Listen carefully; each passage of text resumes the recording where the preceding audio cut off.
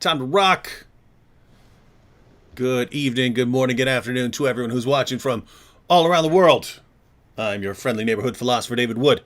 And with me now is the lioness for Christ, Hatun Tash. I wouldn't say that, but Huh? peace of Christ be with you, brother. How you doing, Hatun? By God's grace, I'm good, thank you. How are you? Good. Yeah, actually, haven't been... I kind of hear my echo there. Oh, there we go. Yeah, I don't think I've been live on my channel in a couple of weeks, so there is a lot to cover. Have you been following everything that's been going on, Hatun? Because I know stuff's kind of busy for you over there. So I'm wondering how much you've been following. So, for instance, my arch nemesis, Menj, who has his channel, The Muslim Apologist, who declared war on me, has posted multiple videos and is always coming after me.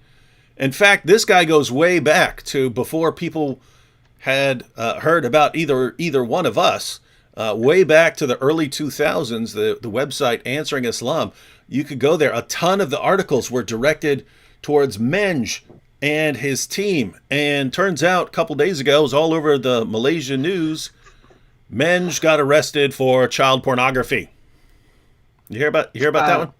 Yes, I heard that, and I saw some of the things about it. So a follower of Islam decided to practice some of the actions of Islam.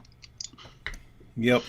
And so we don't know whether he was looking at pictures of little boys or little girls or whatever. Maybe he's looking at pictures of little boys sucking on tongues like his prophet, or maybe little girls. Who knows? Creepy stuff. Wow. You hear? See, this is what's messed up. Like, these guys keep getting locked up on child pornography charges. Who are we going to respond to? So I guess you are upset that now you don't have someone who can defend Islam. Yeah, I mean, Menj was the best of the best. And best of the best is in prison because of the pornography, child pornography. Yeah, he's actually out on bail because he's been posting threats of himself holding a knife, saying that he's going to chop the heads off of Rob Christian, something like that. Wonder where we got that idea coming after Rob Christian's head. Huh. Wild stuff. Very peaceful religion. Wild stuff. So that's what we had with Menj. And then you know Ijaz Ahmed because he's been to Speaker's Corner, and you had some discussions with him. And then did you catch that? Did you see that in the recent news? Ijaz called someone a racial slur. He called him a wetback. He doxed him, gave out his personal information, and said, "You will be found. You will be found." Did you guys hear about that over there? Yes, I have seen some short clips on it, but it's that's not I'm surprised when once he was at Speaker's Corner. Actually, he's done similar things in the past. Actually, he made a video revealing my full details, as well as at Speaker's Corner he told everyone that I killed my brothers just before we start debating. With those informations, he thinks like, oh yeah, now like those people know I know about everything, therefore no one will ever challenge me. Yeah, I did hear about that as well. So that's it, just and I notice a lot of the current meltdowns that we're seeing everywhere it all seemed to start with the infamous holes in the narrative interview, right? Like, and I should probably make a video on this tomorrow because I need to get back to making videos. If anyone wonders where I've been, we've been doing some traveling and stuff, and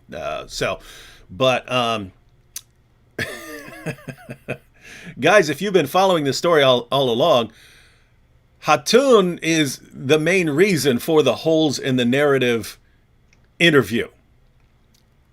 Now you can be humble and say that's not the case, but we all know that's the case. We for more than a decade before anyone heard of Hatun Tash, we were all going around quoting Muslim sources, talking about all the changes in the Quran and so on, and then never worked until until you took a bunch of Qurans, got the bright idea of taking a bunch of different Qurans with different words, and putting them in their faces at Speaker's Corner and saying, "Do you see that this word is different from this word, and that this is the same verse in two different Qurans? Do you see that?"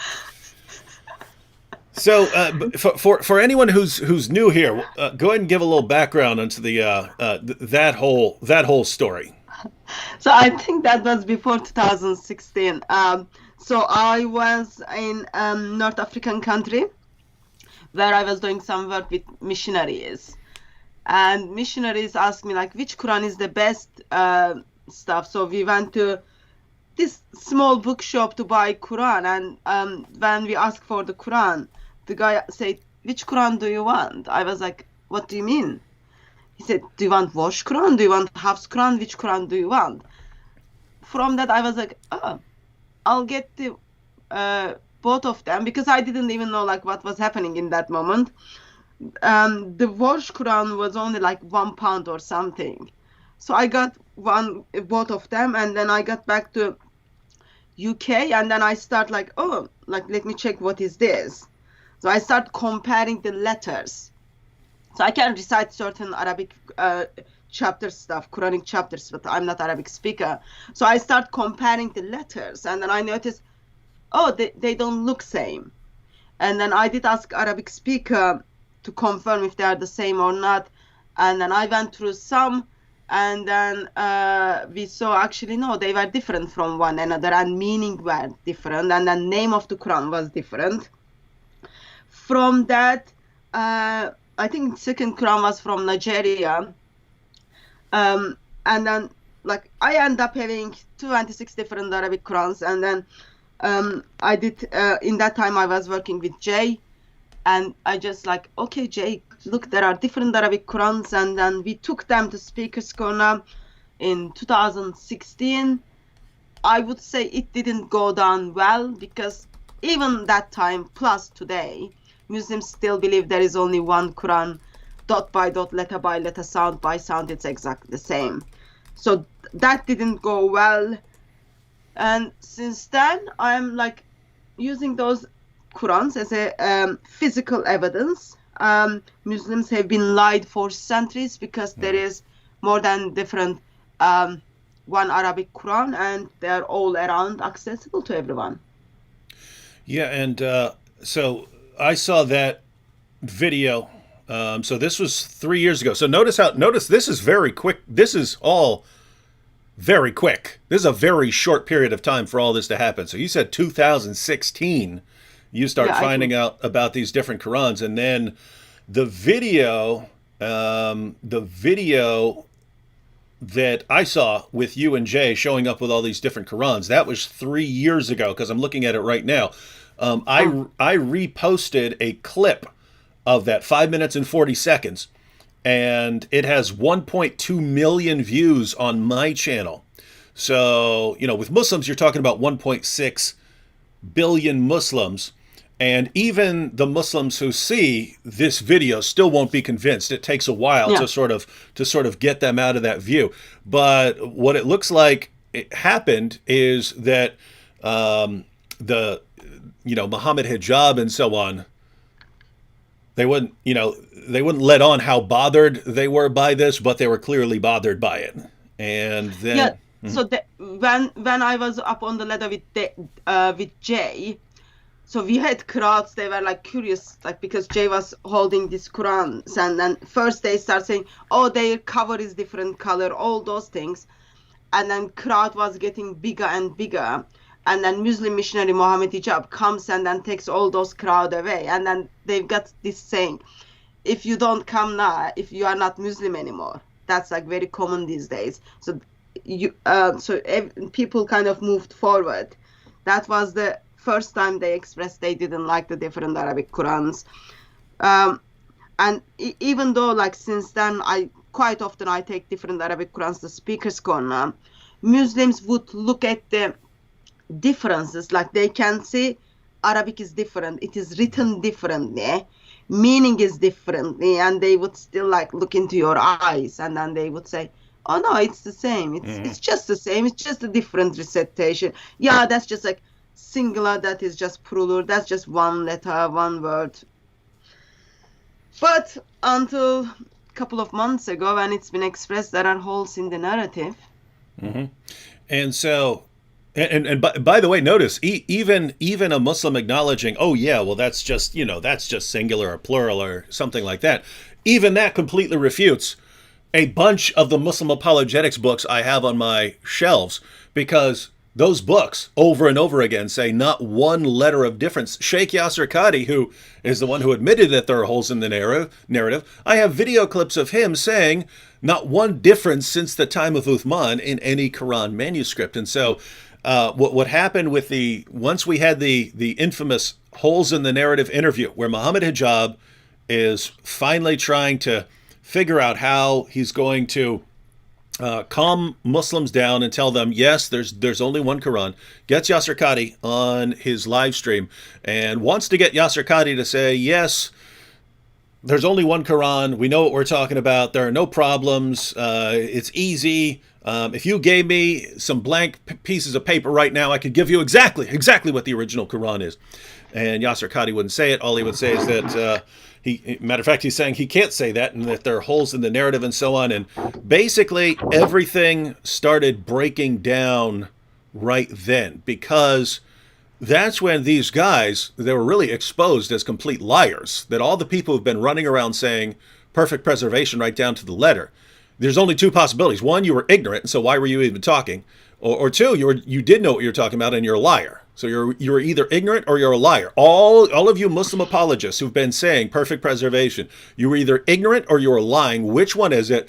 People started making fun of them, holes in the narrative, everyone's using the clips, and then all these Muslim apologists start having mental breakdowns. I mean, they just start losing it. Hijab with the golden showers and stuff like this, and then telling people to commit suicide and going after people's wives. And now you've got Ijaz, and he's doxing people and using racial slurs. And then, Menj, he couldn't take it, and he turned to child pornography. It's like, oh, I can't do apologetics anymore. I'm just going to focus on my child porn here. And so everyone's just having a complete mental breakdown.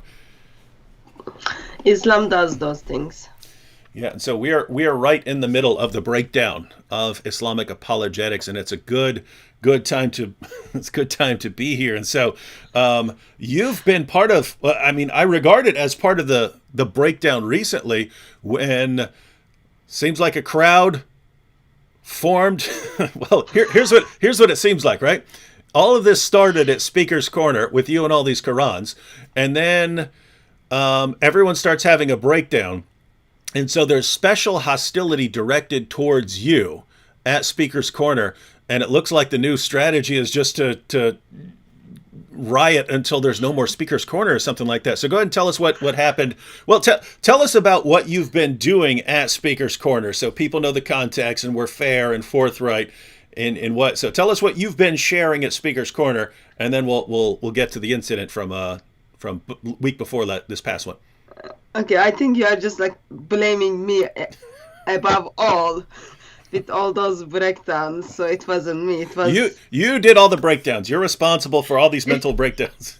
No, it was the Muslim missionaries who thought it was all right to lie for centuries and centuries to individuals, and I was just a small vehicle in that one to expose that. Since when Yasser Qadhi expressed that there are holes in the narrative regarding the different Arabic Qurans, preservation of the Quran and the Qiraat, all those kind of things, and when he expressed it is not that simple. If he's given a blank paper to write the Quran, he wouldn't know like which Qiraat he's gonna write. That was complicated. So I've been asking. So that happened during the lockdown, and I've been going to Speaker's Corner since end of May or beginning of June because we had lockdown. I've been asking this same question to the Muslim missionaries to explain it to me. And I don't know, while Speaker's Corner is the place where it's a unique place for freedom of speech, it is a very big part of this great country where you go and then everyone would everyone is there to hear different view, expose different view, get challenge and debate. So it's like, you know what will happen. But in somehow Muslims haven't been answering my questions, okay? In the beginning, I was just so kind. I took like Sheikh Yasir Qadi with me. This is someone drove him to the London streets, okay? I took this then... So that was on a street? Someone drew that on a street? Yeah, in Trafalgar Square. We do have street artists, so someone drew this on the street, and then we've got same for Shabir Ali, as well as we've got the Holy God pictures. But anyway, so I took this to Speaker's Corner, and I was simply asking. Sheikh Yasir Qadi used to be very famous at Speaker's Corner, but now no one knows him. Okay, everyone denies him. He's like not he's like suddenly turned blank in the paper, and no one wanted to answer my questions. And what I have done is I wanted to get visual aid. This is not the one, but it was similar to this. So I got a Quran, and then I put holes in the Quran, and then I asked Muslims if they can explain me about the holes in the narrative. And first couple of weeks, that went okay. Actually, no, before that also, I had, I shouldn't miss, I had shredded Quran. So I had the Quran with the holes in it, and then you've got Akbar. So Quran has holes, and the argument is if you believe Muhammad is prophesied in the Songs of Solomon, because the sound looks like, then we could simply say Allah Akbar means Allah is mouse. Okay, so that was for that illustration. Yeah, let me just break that down because Sam Shimon and I have talked about that on the program before. So, ladies and gentlemen, the idea is there. Muslims are desperate to find Muhammad in the Bible, and so one of the most common ones they use is Song of Solomon 5:16, and they use that because there's a word there, Mahmadim, and they say, oh, that sounds like Muhammad, so that means Muhammad, ignoring the fact that that word occurs in many places in the Old Testament, and ignoring the fact that in all the other places, it would make absolutely no sense to say that this refers to Muhammad. So, for instance, the prophet Ezekiel's wife is referred to as Mahmad because it means something beloved or lovely, right? And so if you say, nope, it's actually Muhammad, it's the name Muhammad, then Muhammad was Ezekiel's wife. So Muhammad was in a very strange relationship, and Muhammad was a kind of time-traveling, I don't know, what do you want to call him? Time-traveling gay marriage person? What do you want to call him? Anyway, so it wouldn't work in the vast majority of places. But they go to Song of Solomon 5:16, where it's translated as altogether lovely. But since the word is Mahmad, they say, it's Muhammad, and so this is actually a prophecy of Muhammad. And so the claim is, hey, this word sounds like Muhammad, and therefore it's actually talking about Muhammad, even though these are different languages. And so what Hatun just pointed out is that if you go down that road, hey, this word sounds the same, therefore it's the same thing. The word Akbar in Hebrew means mouse. And so when Muslims yell Allahu Akbar, if you're using that, we call that the phonic fallacy. It sounds like it, so it's the same thing. Then when Muslims say Allahu Akbar, they're saying Allah is a mouse. And so Hatun has kind of a double whammy there. One, she has the holes in the Quran, but she has a mouse going with the Swiss cheese motif, and she has a mouse, and the mouse has Akbar written on it because that's Hebrew. That's Hebrew for mouse. Okay, just wanted to give everyone the background so they understand. So that's some hard-hitting stuff when you're showing it to Muslims, saying, hey, you have holes in the narrative, you have holes in the arguments, and if we take you guys seriously, your God is a mouse. Now tell us more about the wonderful religion of Islam. By the way, I'm doing these things at Speaker's Corner, the place.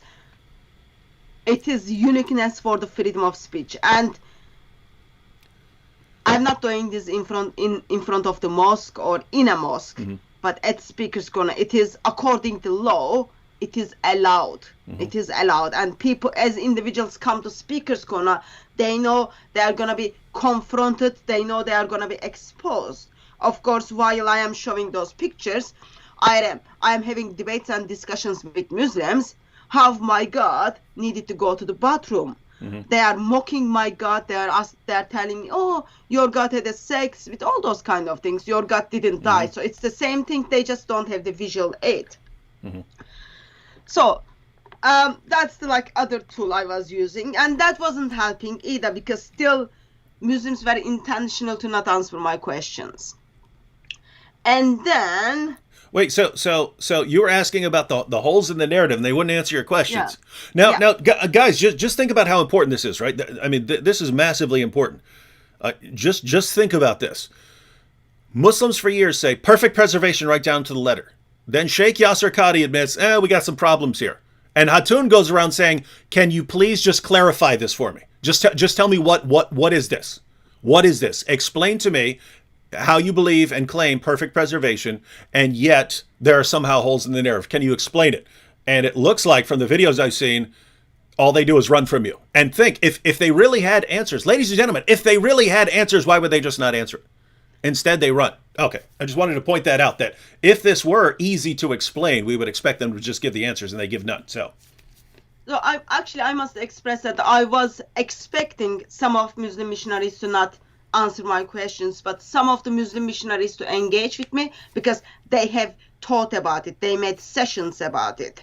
So I went to those Muslim missionaries, and then I asked them to explain to me holes in the narrative. They didn't engage with me, and what I've done was I simply put holes in the Quran, and then to get a visual aid. Yes, there are holes in the narrative. Can someone help me how to fix this? And still Muslim missionaries weren't talking to me. I took a notebook with pretending that's the empty Musaf. I asked Muslim missionaries if they can write the Quran, which Quran they would write. That didn't even work. And so it's been a couple of months. We are trying to get the hole fixed.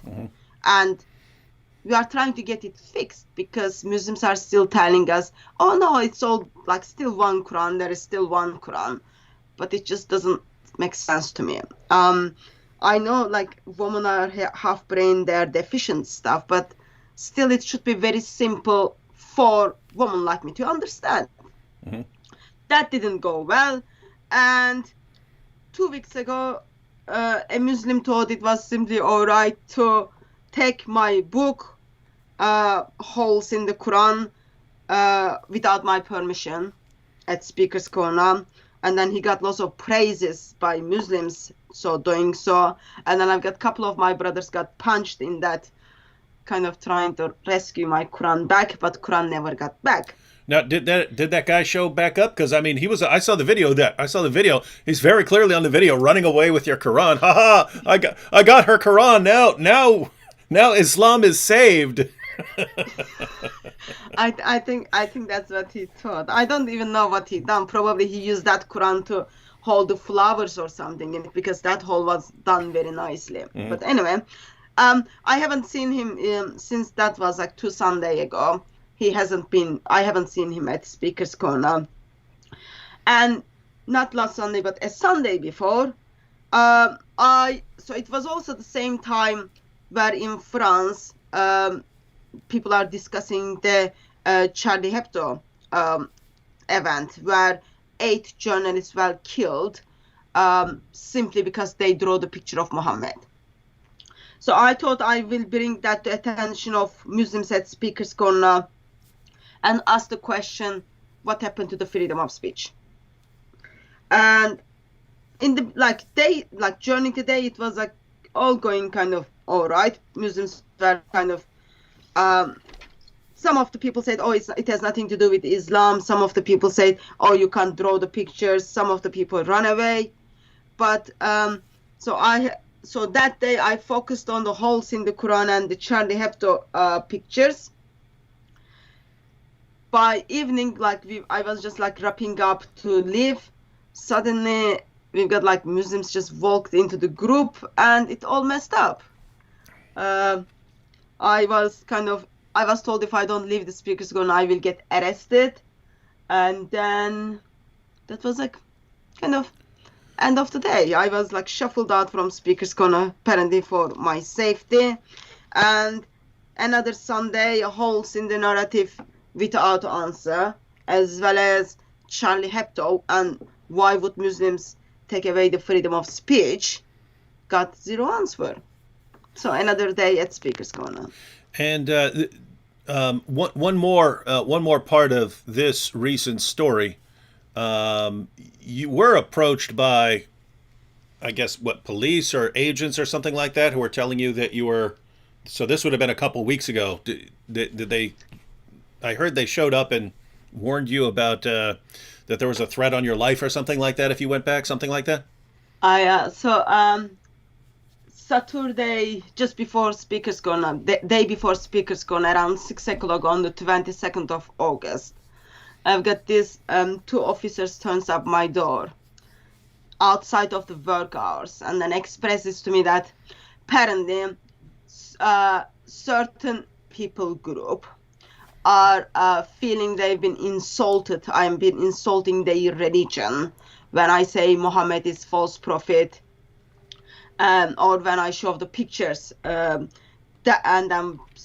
that, Muslims are apparently following my YouTube activities and they're not happy about it. My return to Speaker's Corner, I need to be aware that my life is under the danger. Therefore, they're advising me to not go to Speaker's Corner. Mm-hmm. So that's a day before Speaker's Corner. I'm just like, so in that what is happening is, so there are holes in the narrative. There are problems with the different Arabic Qurans. And Muslims are simply, I don't want to be mean, but it seems to me they are going to the police and then they are saying, we cannot answer the questions. What we've got to do is, we need police to step in and stop her coming to Speaker's Corner.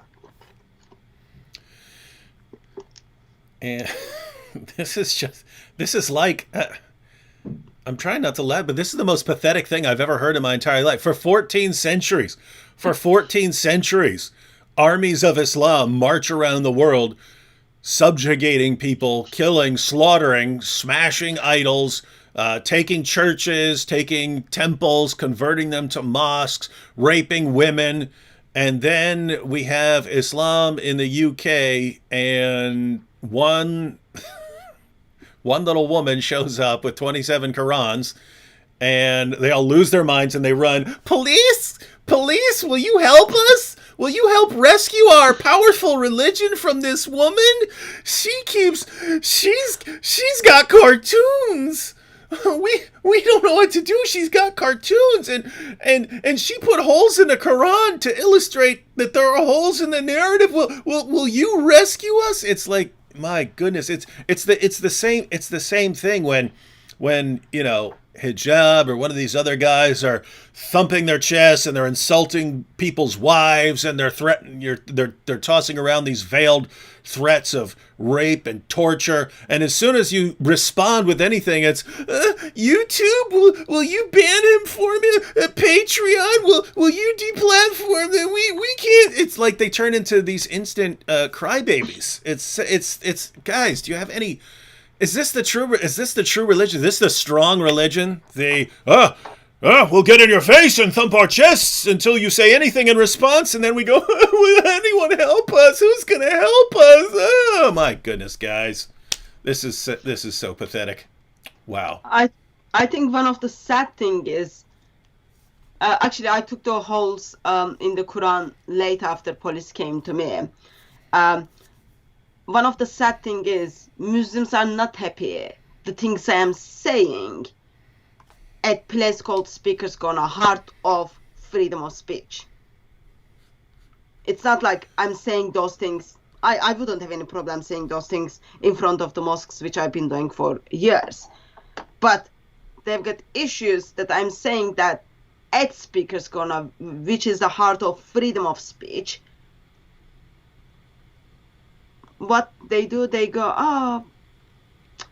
I know police, once Islam comes and takes over, you will be like another group who is going to get killed. But right now, we are in need of you. Would you please step in and then find ways that we strongly advise you to not go to Speaker's Corner. Therefore, advise her that she doesn't come to Speaker's Corner. Mm-hmm. So like they're not, police is not even like bothering to, okay, let's identify those groups who are feeling their religion's feelings are being hurt, and then discuss with them what's happening. If you can't control yourself, don't come to Speaker's Corner. But what is happening is like police think, oh yeah, it's okay, we can turn up in front of Christian house because, oh, Christians are nice people, they will obey the law. Muslims wouldn't listen to me anyway, so we go and kind of scare Christians, and hopefully they will stop coming to Speaker's Corner once they hear, oh yeah, my life might be under the danger.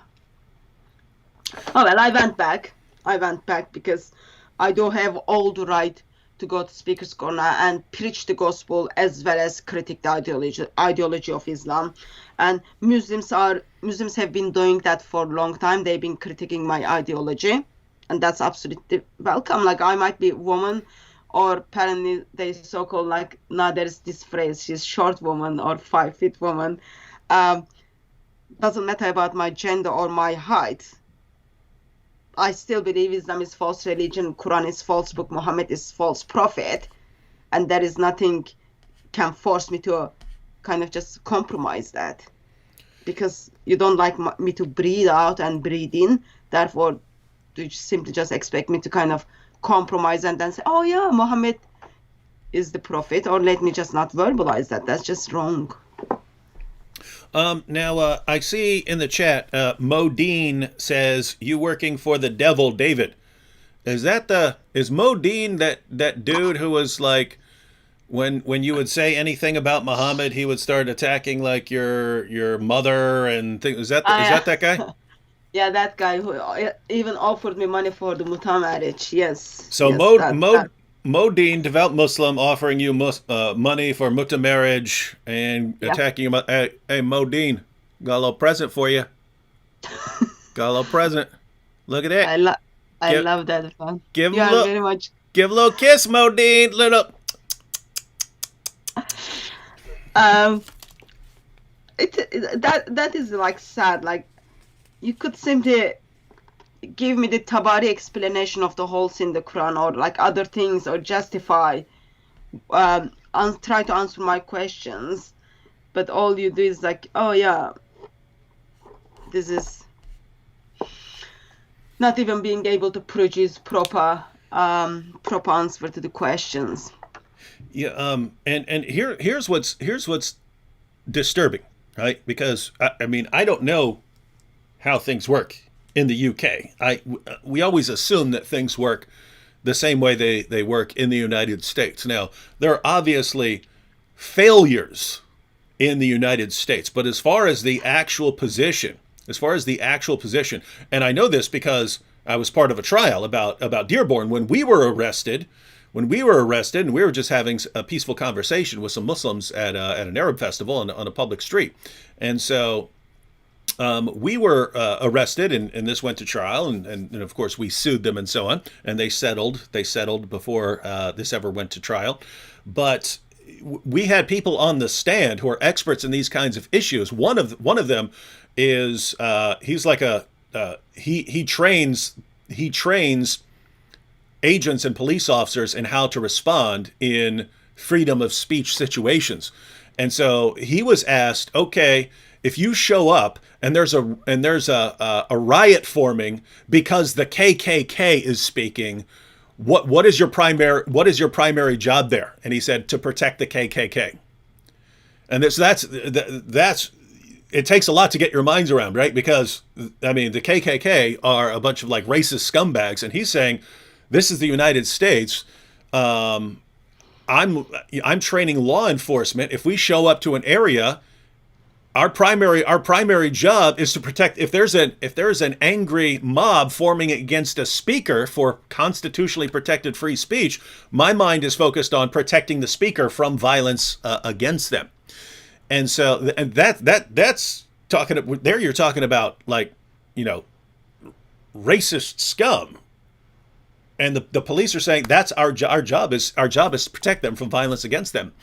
And so, if you have a situation where someone is going to be offending someone else, this I mentioned this in a video I posted, that this is called the heckler's veto in the United States.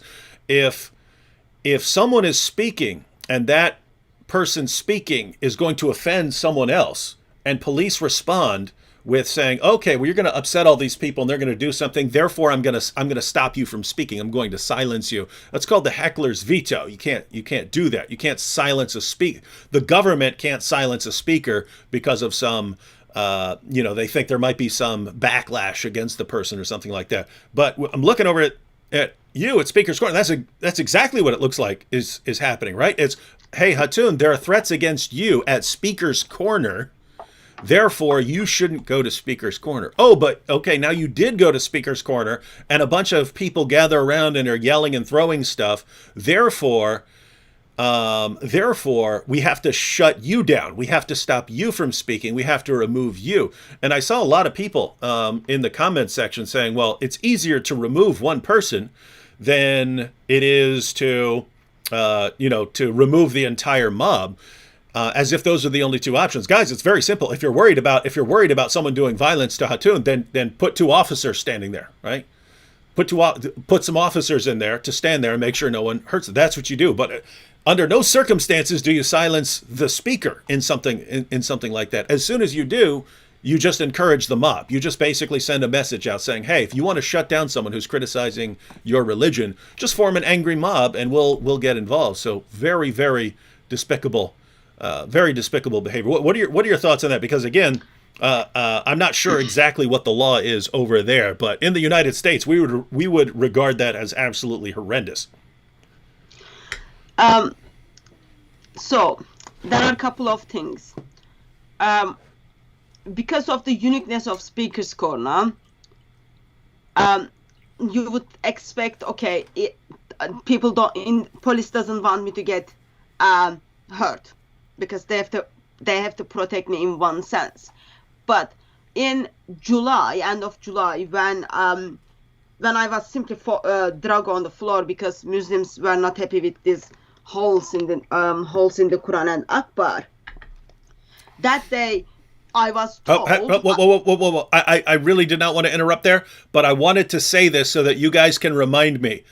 I wanted to say this because I've been thinking about all the different origami creations I'm going to make from the Quran, and a mouse would be perfect, and I could name the mouse Akbar. In fact, Hatun, if you want the mouse, I will make the mouse Akbar for the background of your videos. All right, continue. I just wanted to say that because I come up with awesome ideas and then I forget about them and I never remember them again. And so I wanted this here. So guys, remind me at some point to make Akbar the mouse. All right, go ahead.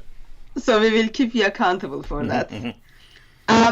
So in 26th of July, I was told I have to leave the corner. I got banned from the corner for the rest of the day, because so I am the one who is on the floor. Okay. In that occasion also, these followers of religion of peace, they are breaking the law at Speaker's Corner. They are not allowed to pray in a group at Speaker's Corner, but they were intentionally praying, and then police was turning blind eye to that. I was told I have to leave Speaker's Corner, otherwise I will get prosecuted. And the reason I had to leave Speaker's Corner, because I was affecting the comforts of others at Speaker's Corner. So just repeat that. You were they said you have to leave because you're affecting the comfort of others. Yes. And then they said if I don't leave, I will get prosecuted for that. And I am the one who was on the floor. I am the one who is like trying to protect her material, versus Muslims are the one who is breaking the law, who are causing disturbance. But I am the one who is affecting their comfort. It's not like I am hurting feelings. So it's just like, oh, people who are coming to Speaker's Corner, their feelings are being hurt. But we can't allow feelings of Muslims to be hurt. So what we do is, oh, Hati, you don't have any feelings anyway. You got very thick skin. You leave the corner for the day. That's like what happened. I left the corner, and the person who tried to take my things got like praises by Muslims, and I had to wait outside of the corner over an hour. He was still at the corner. But to protect the feelings of others, I had to be out of the speaker's corner. So that's on the 26th. From that, I'm not sure if the intention of the police was trying to protect me. Mm-hmm. I think in that, okay, I like comparing the British police versus Turkish police. British police is awesome. But when it comes to Islam and Muslims, there is something is not working right. There is lots of questions I have.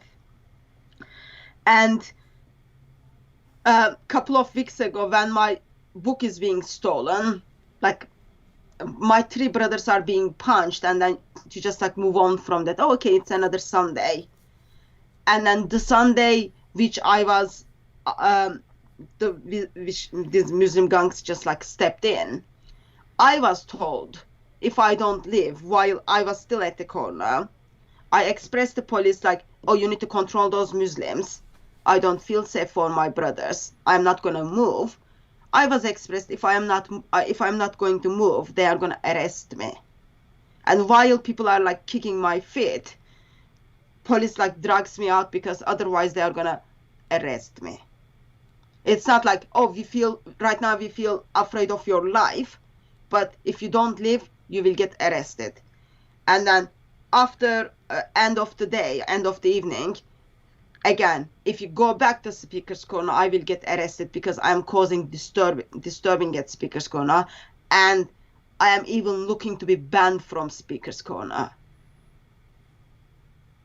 But I'm just thinking, okay, there is a problem. There is a problem because, and last Sunday, the Sunday which passed, we find out actually police didn't even spoke any of those gangs who were simply calling rape of Hatun, killing of Hatun, or like disturbing the Speaker's Corner. Police haven't even been spoken to them.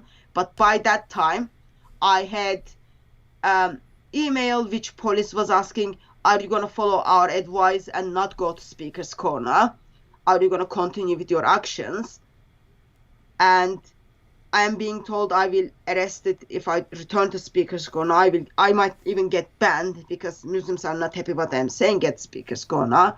Yet none of the Muslims were even being questioned or even being warned because they were the one who is causing the issue. Yet in the mind of police is defending me. That just doesn't make sense to me. Yeah, it's as you're talking, reminds me of a lot of things. When you say that a couple weeks ago they had to remove you from the park and said that it's because what did you say it was? Ruining the affecting the comforts of others. Affecting the comfort. Now, notice, ladies and gentlemen, you could apply that to anyone, but who would it be applied to, right? I mean, you could say, hey, this guy over here is calling for Islam. You've got Ali Dawa, and he's saying that, man, when we take over, we're going to execute all you ex-Muslims and stuff like that. That's the sort of thing that would be affecting a lot of people's comfort, especially when people like Ali Dawa are saying, hey, if my daughter is 9 years old and she gets her period, I'm going to tell her you're ready for marriage. Say, hey, this is affecting a lot of people. That should make people a little uncomfortable, those kinds of things. And so any of this, you could say that, but who do they go after? They go after Hatun over this and say, you're affecting other people's comfort and therefore you have to go. And the reason I say that brings some things to memory is when Nabil and I got arrested in Dearborn. Nabil was standing there. I had my mouth closed. I was sitting there with a camera so that no one could accuse us of doing something that we didn't. Nabil's sitting there answering questions of these young Muslims who are asking him, hey, how can you believe in the Bible? How can you believe that Jesus is God? They're asking these questions. He's answering the questions. He's praising them and so on. Police came in, arrested us, not the Muslims who gathered around us. They arrested us and charged us with breach of peace. We had breached the peace of the area, right?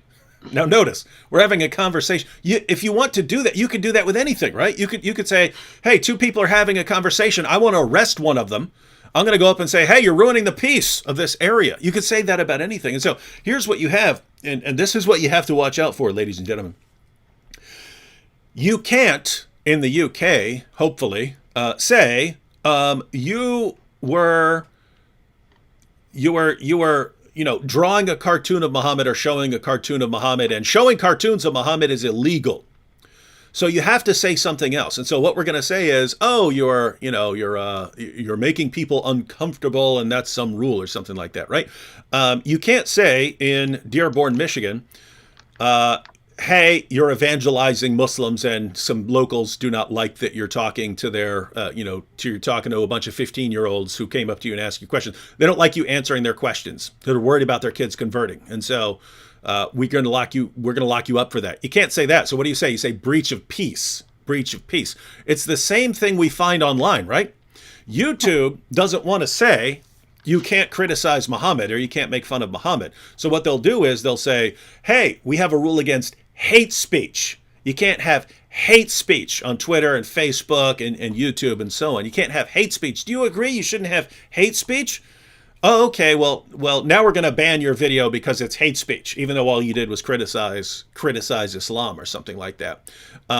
So they're all doing the same thing. They're protecting Islam from criticism by silencing people who are criticizing it, but they have to come up with reasons to justify what they're doing and reasons to justify giving Islam this special status.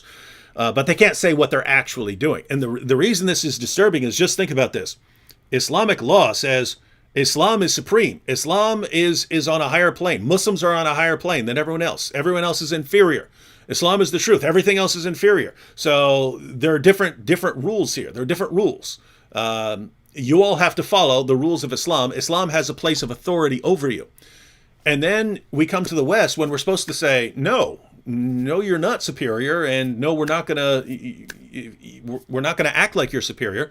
That's what we should be saying. Instead, we say, nope, we're gonna act like your religion is superior. We're gonna act like you're superior. We're gonna act like you have authority over all of us.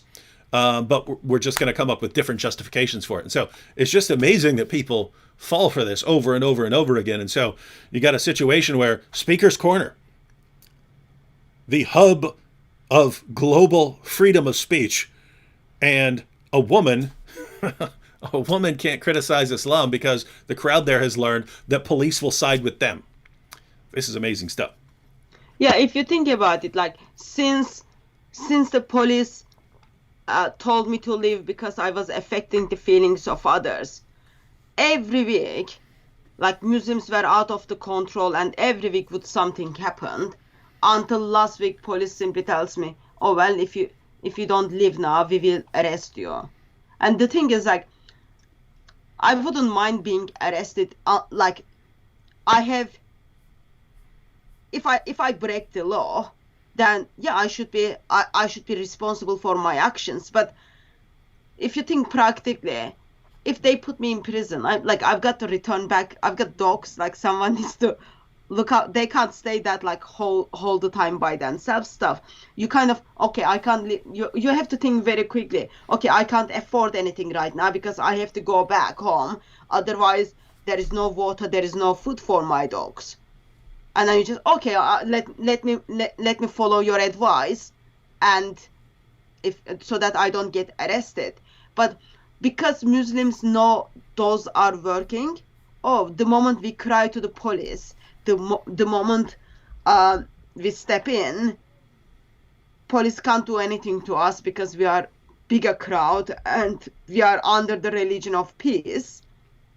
Therefore, they will remove her. And that's been happening like just week after week, week after week, and week after week. And it is happening, as you said, at Speaker's Corner, where people like, it is the history is people who were getting death penalty, they would stand there and then they would do their last speech. And then since then, it is a place where you can go and say anything you want to say. You can even go and abuse Queen. Ideally, you want to kind of back up what you are saying, because now everything is on the camera. You don't want to be on the camera that you are lying. Therefore, sourcing everything is all right. But just it becomes strange when you know, like, I'm not dhimmi. For me, bottom line is like, I'm not dhimmi, and I'm not going to be dhimmi for Muslims. They need to pull themselves together, and they need to answer basic questions. And being able to deal with those questions, Speaker's Corner is the place. Freedom of speech, freedom to believe, change your religion is the core freedoms in England. People have it. But very soon, because the comforts of others are being affected, or because people can't answer the questions, therefore they want to kill you, that making you to cause disturbing is gonna take that away. So England will be known as, like, as you made a video on, Sharia Corner, or Islamic Republic of United Kingdom or something. It'll be called Not So Great Britain. Yeah, Not So Great Britain. That can be another way. Yeah, and I mean, so. Like oh, go ahead. I did take Charlie Hebdo's pictures. Mm-hmm. I'm surprised that people were upset about it. I'm surprised that people were upset about it. The reason is Speaker's Corner is place for such a things. That's the first thing. Second thing is, in France, when people who did Charlie Hebdo people were kind of killed, even the Prime Minister of England, David Cameron, in that time, went to Paris and then said, "We are all Charlies." So he stood up for the freedom of speech, and then he said, "Oh, that was wrong. That was wrong." But that was 2014, 2015. Nothing changed. Like, since then, now it's just becoming more Sharia Corner. You can't even bring up the pictures. And like, I did show off some of the Jesus's pictures. I'm not asking anyone to go and kill because they draw the picture of Jesus, but because someone is holding the pictures of Muhammad, not let alone drawing, people are calling your rape, your kill, and all other kind of things. Not very peaceful at all. Yeah, I mean, think about this, ladies and gentlemen. No one has to go to Speaker's Corner, right? If someone has really thin skin and doesn't want to be offended and doesn't want to have his feelings hurt, he doesn't have to go to a place where people are supposedly free to say whatever they want. You don't have to go. You don't have to be there. You don't have to be there on Sunday. You choose to go to Speaker's Corner on Sunday. So you go to a place where you know people are allowed to say what they want to say, and then when someone says something that's critical of your religion, a religion that calls for that person's violent subjugation, a religion that calls non-Muslims the worst of creatures, Surah 98 verse 6, a book that says you can have sex with prepubescent girls, a book that says you can beat your wife into submission. When you go there, if anyone criticizes your book, you throw a big tantrum, form a mob, and now police will silence the speaker to protect your feelings. It's interesting what you said, Hatun, that wait a minute, you're a Muslim, you're here. I have questions. You should be answering these questions. Think about that, ladies and gentlemen. It's, hey, you have an ideology. You're telling us that your ideology is true. You're telling us that you have a true prophet. You're telling us that your book is the word of God. Great. We have some questions for you. We have some objections for you. We have some criticisms we'd like you to answer. And the response is, silence her. Get her removed. Get her removed from this area. Allahu Akbar, she's been removed. Ha ha, we win. We silenced her. What? It's not only that, actually. After all those like celebrations that I was taken out of Speaker's Corner, I think people are kind of just thinking, oh yeah, she was the troublemaker. Like, they sometimes think I'm Mohammed Hijab or Sheikh Yasir Qadri, but anyway.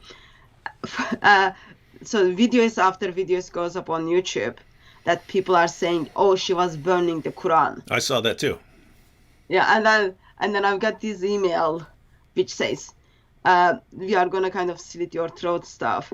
And then another one kind of says, are you seriously planning to go back to Speaker's Corner, even though we advise you to not do so?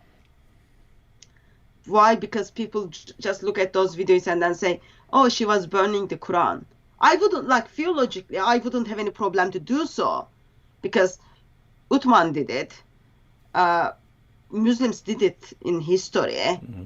Why they would have a problem for me to do it? Like, theologically, I wouldn't have any problem, but just like one person lies and then everyone follows that. Mm-hmm. Therefore, they just make you kind of, okay, with this, she will freak out for her loved ones, because now they know, okay, they are not going to get to me. So what we do is we put her loved ones in danger. Mm-hmm. That's like another way to get on with things. And it's just sad. Yeah, same thing when we got arrested in Dearborn. Then the rumor spread that we were going around screaming at people, telling them they're all going to burn in hell. And we were causing a riot and screaming. And in order to stop a riot forming that could interfere with people's public safety, that police had to arrest it. So it was all nonsense. It was all total lies. Again, I was quiet, and Nabil was calmly answering questions. So yeah, there is this. Notice we want to get these people arrested. We want to get these people kicked out. We want to get these people silenced. But if we say what they were actually doing, it's kind of hard to sell to lots of people. So we have to lie about what they were doing. We have to lie about what they were doing in order to sell the case that this person had to be silenced. Man, what a religion that does this so many different ways around the world. Well, one related issue is, again, going back to you saying, wait a minute, you Muslims, I have some questions for you. You should be answering these questions.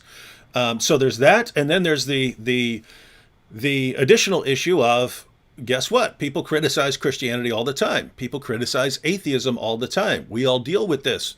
Why would Islam get these special privileges?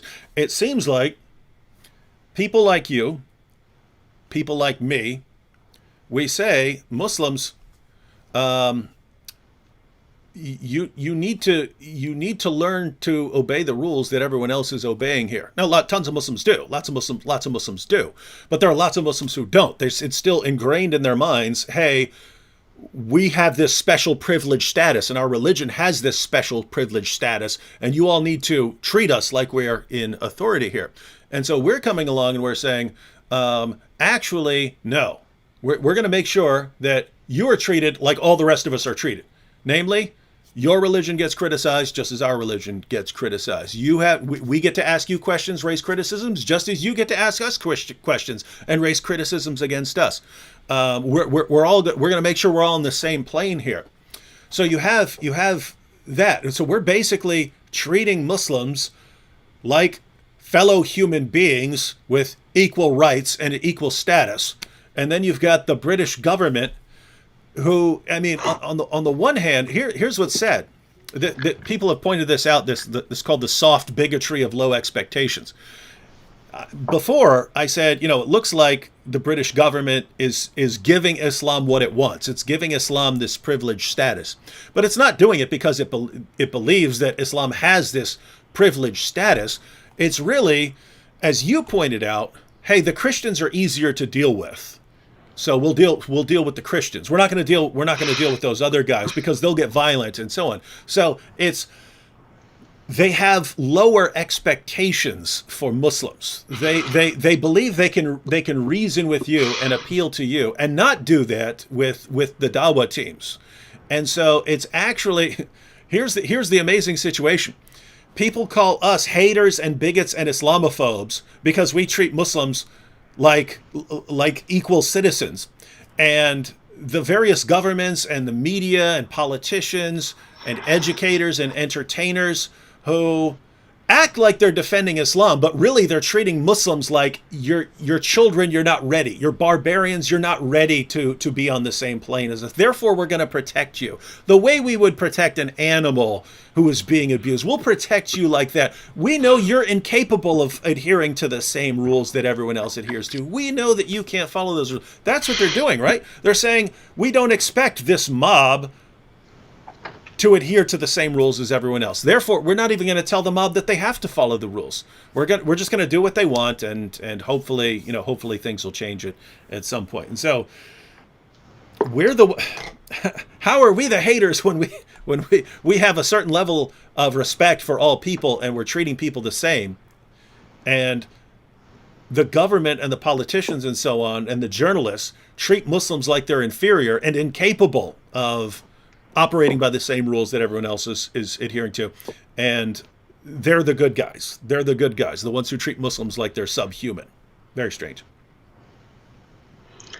Other thing is, like, my main focus is Islam, not the individuals. Mm-hmm. But in somehow, they just can't take it. Mm. I don't know why. It's like, just, they're so sensitive.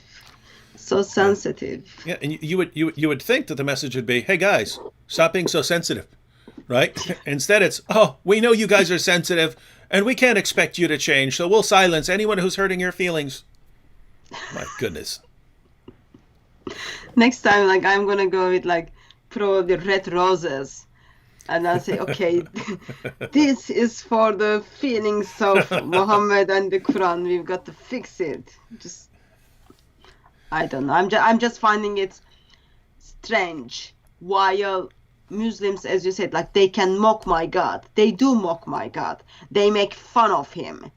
They blaspheme. I'm just like, okay, let me answer your questions. Why did you say such a thing? Let's engage. Like, a couple of months ago, before lockdown, we were asking question on, okay, regarding the missing verses of adult breast suckling and, like, what is the wisdom of Allah behind it. Muslims were simply making fun of Jesus that he had to suckle. So, like, in that one, I'm just like, yeah, I'm finding like you're just making fun of my God, but let me explain why God-man needed to do that, or why God-man did that, versus the moment when I ask, oh, how would you feel if someone comes and then sucks the breast of your wife? Suddenly, like, you are hate preacher. You are hate preacher. You are hate preacher. It's the same, just the same thing.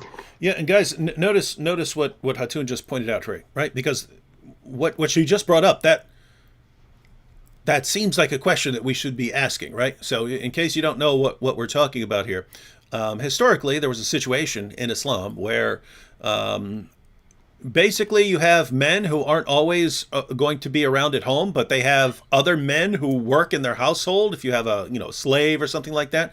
And so the situation arose, hey, I have to go away on business. My wife's at home with this dude. How do I know she's going to be faithful to me? She's not going to cheat on me. She's not going to commit adultery. How do I know that, Muhammad? So this issue gets brought to Muhammad, and Muhammad, awesome prophet that he is, he has that connection. He has that connection with Allah through the angel Gabriel. And so he says, yo, angel Gabriel, could you go ask Allah, hey, what do I do about these women who are going to be around men while their husbands are away? How can the husbands know that the chastity is preserved? How do they know? How do we know, man? And the great God Allah said, Gabriel, send this to Muhammad. I've got the solution. And so Allah sends the message down via the angel Gabriel. This was in the Quran. Here's what you do. Just have your wife breastfeed the dude 10 times.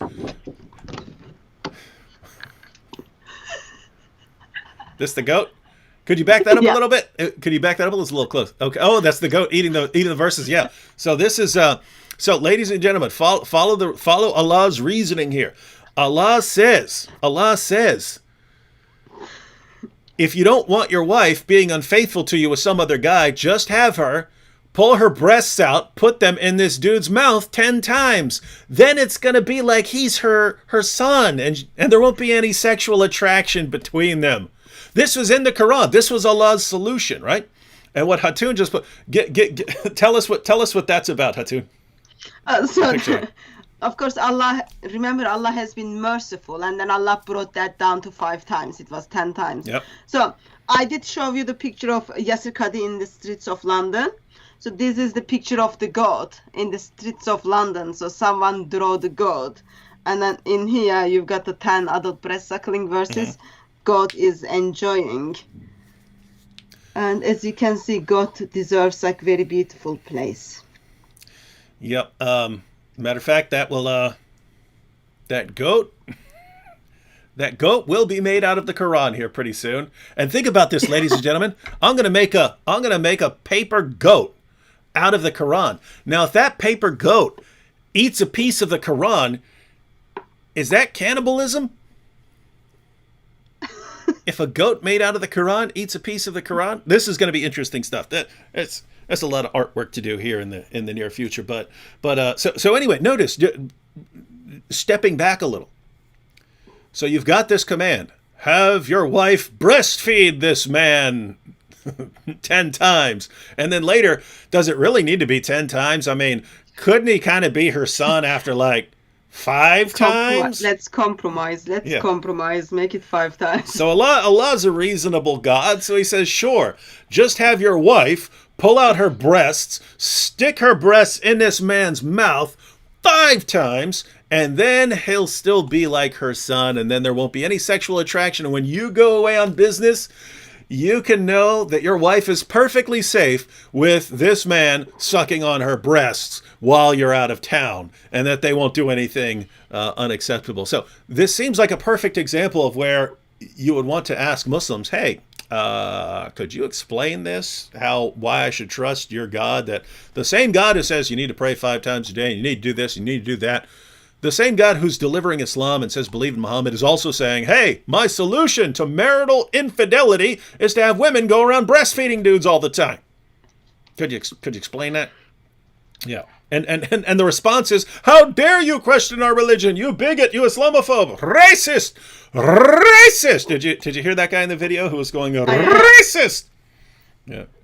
Yes, you kind of think like, since when Islam is a race? But yeah, some of the followers of Islam is as good educated as their prophet, but can't do much about it. Had a question here. Well, it's actually for me, but it involves you. So Bento Fernandez says, Brother David, if you ever get back to make the Boom Boom Room videos, could you make one where Sister Hatun meets the supposed Prophet Muhammad? Hatun, would you like to meet Muhammad and have a discussion with Muhammad? You can ask him anything you want. Unlike the Muslim Dawah teams at Speaker's Corner, the Prophet Muhammad will not run from you in the Boom Boom Room. He will answer your questions, then he will blow you up. I guess the question is, all Muslims are doing today is they're trying to use the Muhammad's answer is like regarding what people are asking. So if Muhammad is capable to get new revelations and then answer my questions, because so far the questions I have from Islamic sources are not being answered, so therefore should be okay.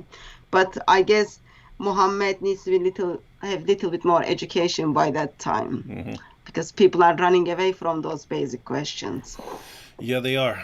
But yeah, if you ever want to meet the Prophet Muhammad himself, sure, I will get your plane ticket, and I will pay for it with my Koranagami money. With all the money I get from doing my epic works of art.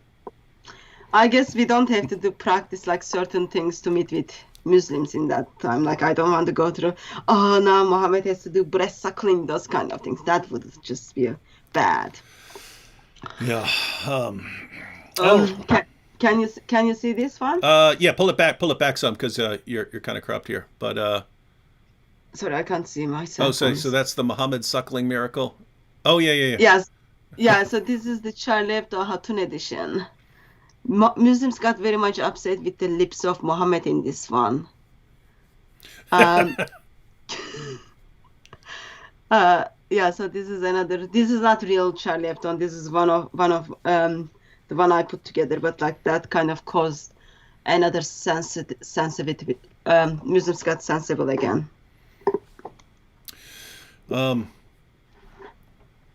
Yeah, and guys, I mean, keep in mind. So that's another example of sucking on tongues and things like that. And you want to say, hey, I have some questions about this, and you ask the questions, and you're a bigot, you're a racist, you're an Islamophobe. This is I mean, but think about the process here, right? So you've got Islam, and the Muslims come to us and they say, this is just the religion of pure monotheism. And then you actually open up the sources, and you've got all this stuff about sucking on tongues and Muhammad walking around covered in semen and sex with prepubescent girls and breastfeeding adult men and all this weird, wild stuff. And you say, guys, we have some questions about this. And the response is, how dare you question our religion? Police, arrest them for questioning our religion. This is a deeply insecure religion. Deeply insecure. Like for me, the bottom line is this. As a Christian, I believe Muhammad is false prophet. Mm-hmm. And I am entitled to believe that in England. Okay, maybe in different part of the world, I cannot even verbalize that, but in England, I am entitled to believe that. And in England, I am entitled to evangelize Muslims by using those lines, by critiquing Islam.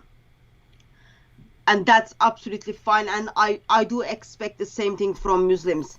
Critiquing Lord Jesus Christ, critiquing my scripture, that's absolutely fine.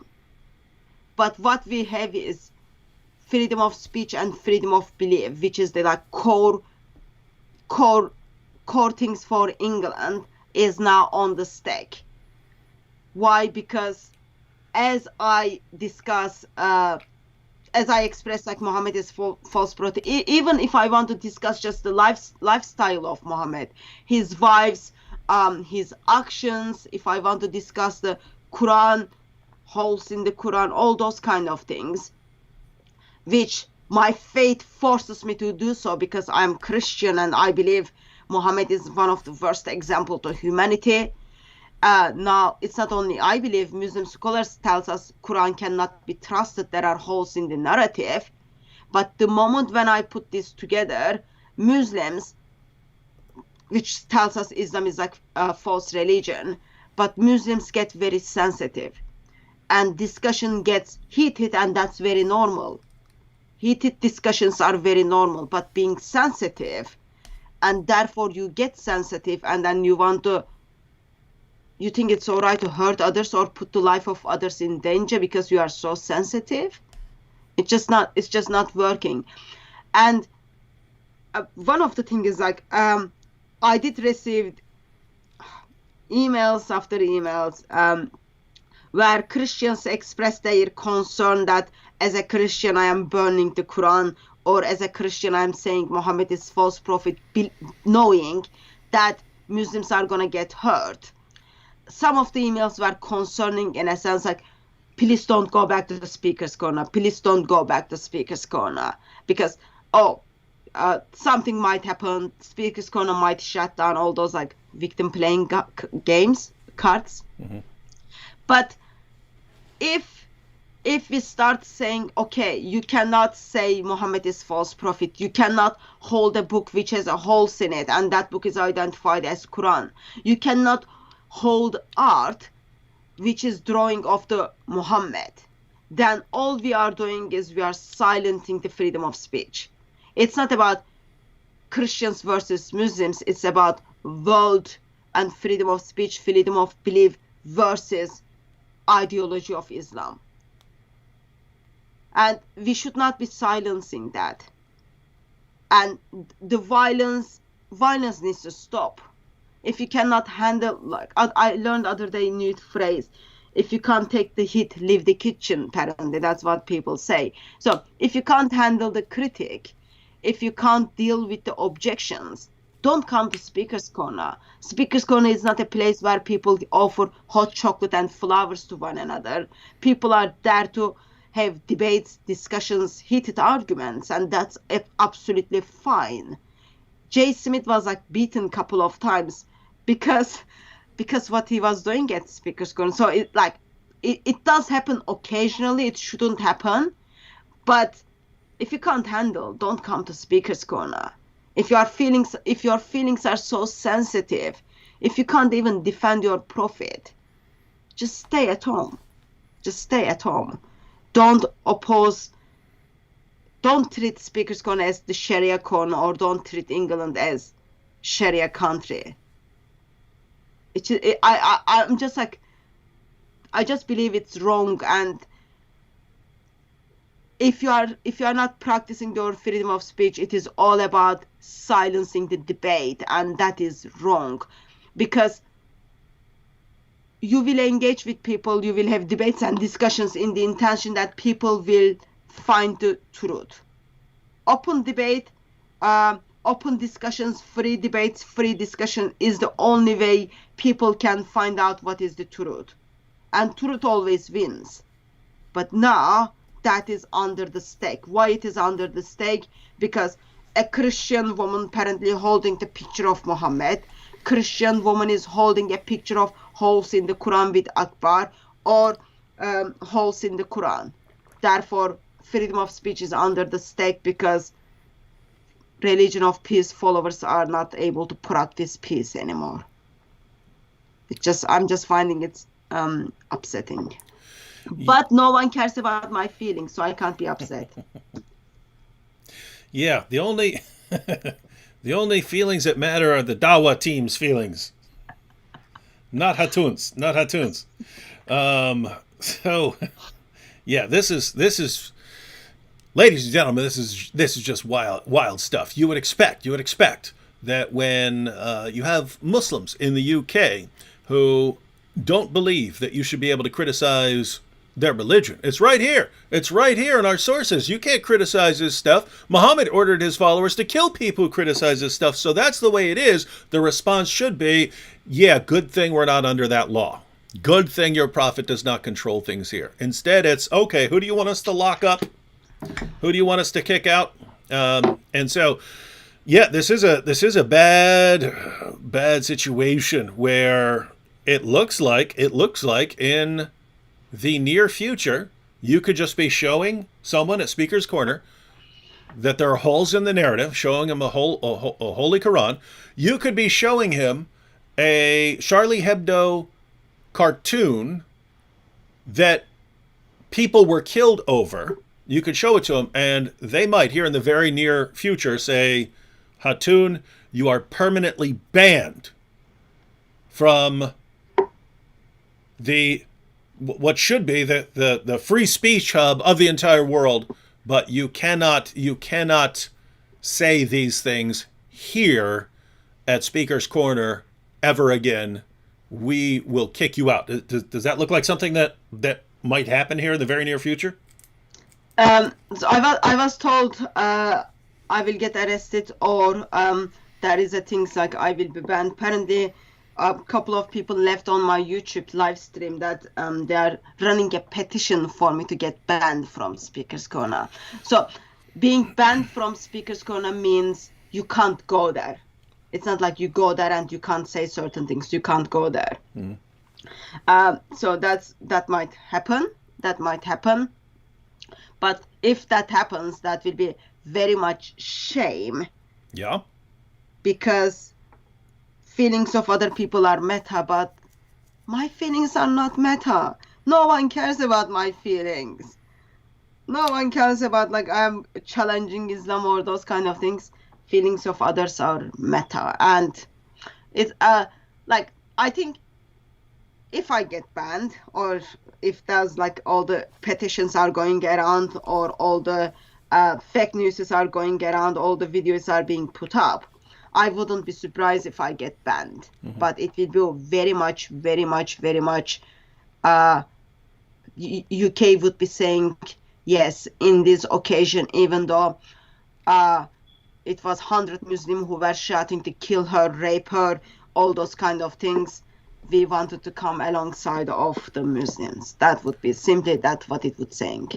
No, that would be the end, because that wouldn't stop with you. That would simply send a very, very clear message.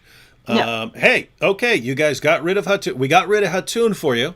Now who's next? Oh, you don't like Bob the Builder? We'll just form a big crowd around him and start screaming and throwing things and saying how he's causing you guys to get violent like this, and we'll get rid of him too. And eventually we'll just get rid of anyone who criticizes Islam, anyone who questions the Quran, and all that we'll have is you guys down here preaching your religion. And that, notice, that's the goal, right? That's what these dawah teams want. Hey, we get to give you our religion, and you all keep your mouths shut about this. Even though our religion calls you the worst of creatures, even though our religion calls for your violent subjugation, even though our religion says what we can do to the men when we capture them, and to their wives, different things are going to be done, and to their children, they'll be enslaved, even though our religion says all these things about you, even though our religion started it. People always ask me, David, why do you talk about Islam? Hey, Islam started it. Allah and Muhammad talked about me long before I ever heard of Allah and Muhammad. They were saying what you could do to me, right? Yeah. So I'm simply responding. And Muslims say, how dare you respond to this claim that you will be violently subjugated? How dare you? And it's just, wow, it's absolutely amazing. But yes, if that message gets sent, hey, we, the police of Great Britain, will silence you, even in Speaker's Corner. That's that would be the clearest message that they could possibly send. Now, on this, oh, go ahead.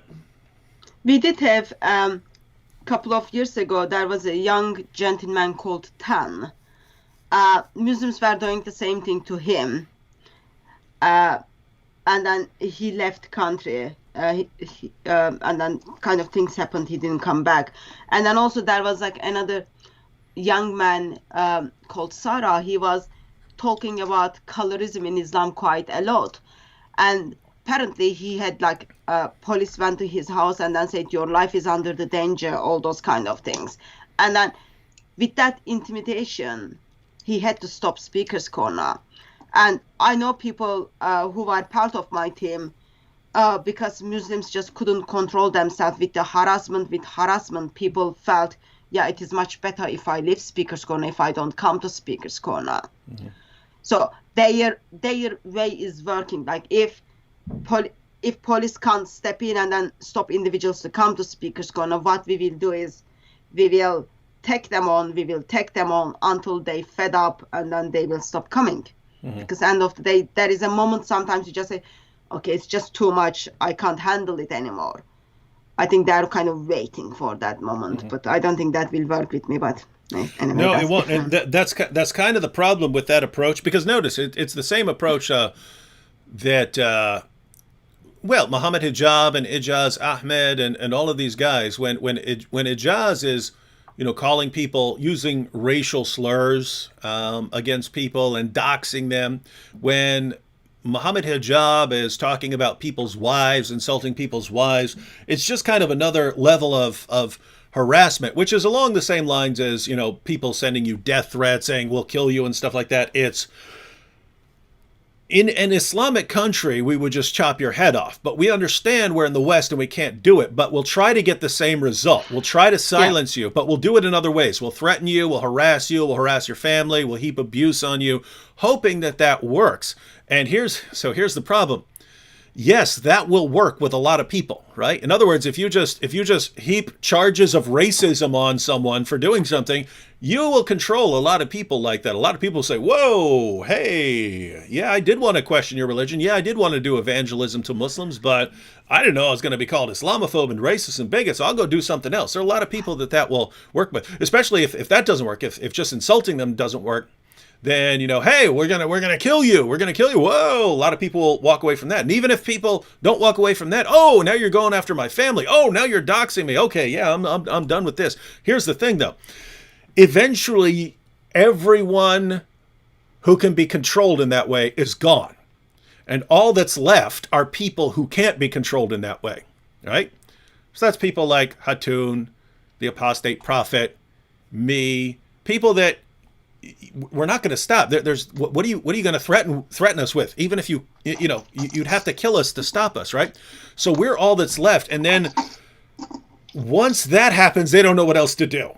They don't know what else to do because they have one method. It's just keep heaping abuse on people until they do what you want, and that method's not working. And then so what are we going to do now? What are we going to do now?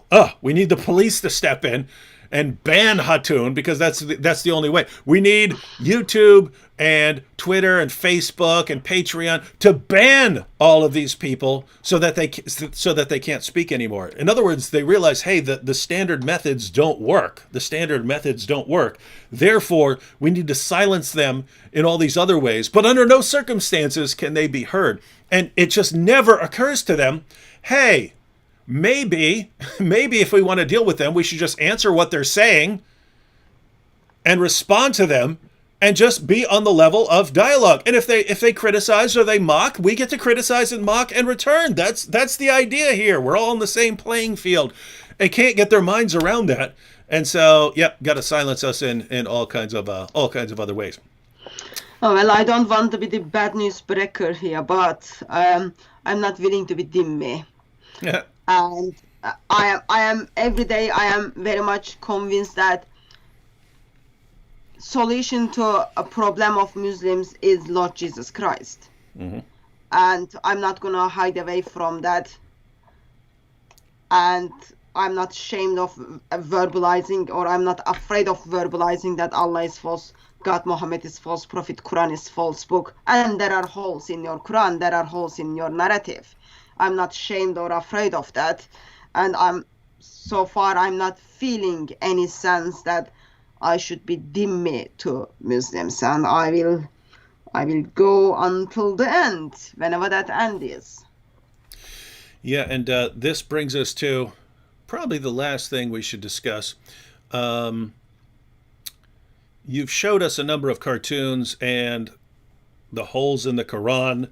I've shown some phenomenal artwork here. That's just the head. It connects to the body over there. We have some confusion here. So you have a lot of issues. You have people have drawn Muhammad cartoons. We talked a little bit about people who would, burn the Quran, things like that. Generally, I regard, in most cases, I regard that as like kind of silly stuff, right? Like it would never occur to me, hey, I disagree with this, therefore I'm going to burn it. It's never crossed my mind, hey, I disagree with this philosopher's book, therefore I'm going to make some origami out of it. It doesn't occur to me, hey, there are some holes in this person's logic in this book, therefore I'm going to drill holes into this thing and run around with this book all full of holes. Normally that stuff seems kind of silly and childish, but suddenly we get to Islam and we've got people saying, we're going to kill you over this. We're going to silence you. We do not allow you to criticize our religion the way people criticize other positions, other ideologies, other religions. And we will go on a mass murdering spree if you do that, if you do any of that to us. And not only that, but even if we're not killing, we'll go after people's wives. We'll dox people. We'll use racial slurs against people. We'll do all of these things, but respect our religion in return. Guys, if there's ever a time, where you want to send a message and say, look, I would normally regard it as silly to start making origami things out of your book. But given the way certain people are acting and the level of violence that is coming out of, that is being produced by the book that went into this pig head. This pig head is made of a book that has caused a lot of death, millions and millions and millions of deaths in this world. And what amazes me is the Dawah groups get more upset over me folding up this book than they do about this book inspiring people to commit millions of murders. And so there comes a time when we say, guys, we have to get this point across to you. One, One, that we are allowed to do this in the United States and Great Britain. We are allowed to do this. We're allowed to do this at Speaker's Corner. We're allowed to do this and show it online. We're allowed to do this. If you don't like it, don't go to Speaker's Corner. If you don't like it, don't watch my YouTube videos. But deal with it. Deal with it. Stop killing. Stop murdering. Stop trying to shut people down over something like that. So that's one. And on the other hand, get your minds around the fact that when your religion, when your book calls for our violent subjugation, when your book calls us the worst of creatures, you can't blame us if we respond by making fun of your book. You can complain all you want, but you just can't be reasonable in your complaints. When this book calls me and Hatun the worst of creatures, calls for our violent subjugation, and we say, we're going to make fun of you in response, and you, I can't believe you do that. It's the end of the world. You're calling for our deaths. You're calling for us to be killed, and you're flipping out that we make fun of it in response? Grow up, guys. Grow up. Quit being a bunch of babies about this stuff. My goodness. What are your thoughts, Hatun? So what are your thoughts on this issue that that we're in this situation where I'm making fun of things in ways that I chewed up and spit out the Quran. I never done anything like that before. I don't do that. It's like we're getting to a position where, guys, I really want you to understand that you can't stop us. You can't stop us from doing these things. And you still, for some reason, you think you can, and you can't. So how do I make it clear to you guys that your book says a lot of nasty things, and I don't have to respect it if I don't want to? The only reason I would is because I want to get along with people. And if the people that I would like to get along with are turning out, apologists and debaters and so on, are turning out to be doxing people, insulting wives, well, great. Then I'm not trying to get along with you anymore, and I'm just going to chew up your book and spit it out and show you what I really think of it. So those are my thoughts. What are your thoughts on this, Hatun? So, shame is like I'm not as clever as you are. I couldn't come up with those animal pictures, all those kind of things. I'm like very, very simple. I think for me there are. I don't know the Holy Quran. I thought of the Holy Quran, and you did it. You actually beat me to it. So that's genius level right there. But yeah, go ahead. Yeah. The purpose of that was, I've been asking the question, okay, it was you who expressed that there are holes in the narrative. All I am asking is to unpack that for me.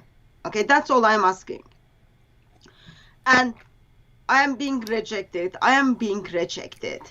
And I know, apparently rejection makes people to commit suicide. So I'm not going to commit suicide because I'm Christian. I have hope. I love my Lord.